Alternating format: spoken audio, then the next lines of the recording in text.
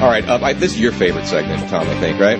What, Doug? Dealing with Human Capital with Jason Knight is Yes. sponsored by Human Capital Strategies, the next best thing to know employees. Hey, Jason, we understand you want to talk about the 7 steps on how to handle employee complaints. Yeah. Don't give him any Can we narrow ideas, that down to, Jason. like, 3? Yeah, no, don't give him any ideas. I was waiting for something from Tom on this one. So. Yes, I'm looking forward to this. It's a very obvious statement, but you have to treat complaints seriously. And there are 3 main areas that obviously I think a lot of us will hear about complaints. One is sexual harassment. Another would be religious discrimination. And then the last one, at least in my experience, has been violence or threats in the workplace. So anytime a complaint comes in, it needs to be addressed seriously. And you need to go through a proper procedure and process about it. And I know you said there are the 7 steps, and you and I were talking about that yesterday. I'm going to boil it down even a little bit more for you. Okay. I'm going to bring it down to, A, the company needs to have a policy. Who's going to investigate? How are you guys going to investigate? Okay, so we all need to know up front, if there's a complaint, who we're supposed to go to. Exactly. Okay. Secondly, company position, that the company takes complaints seriously. And I've got a little sidebar about that in a second.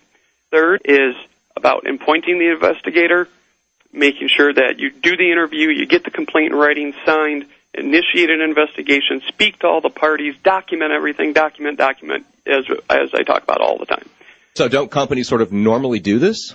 You'd be surprised. I ask rhetorically. Yeah. You would be surprised, I suppose. It's, where you hear about things going to EEOC are things that weren't handled properly. 12,000 charges were filed at the EEOC level in 2006.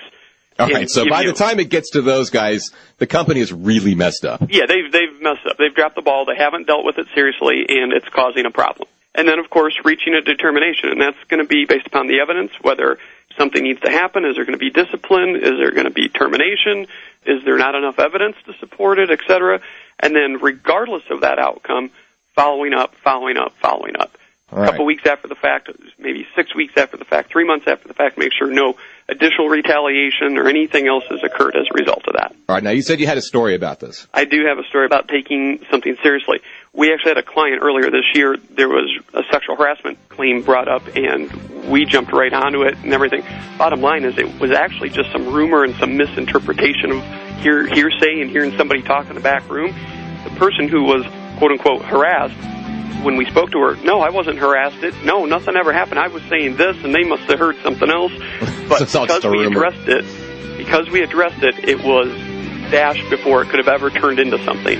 All right. Take it seriously. Thanks, Jason. This Human Resources segment was brought to you by Human Capital Strategies. We do the things that employers don't like to do, don't know how to do, and oftentimes don't even know they're supposed to do. Human Capital Strategies, the next best thing to know employees. For more information or to contact Jason, please visit thejohnadamshow.com and click on Cast.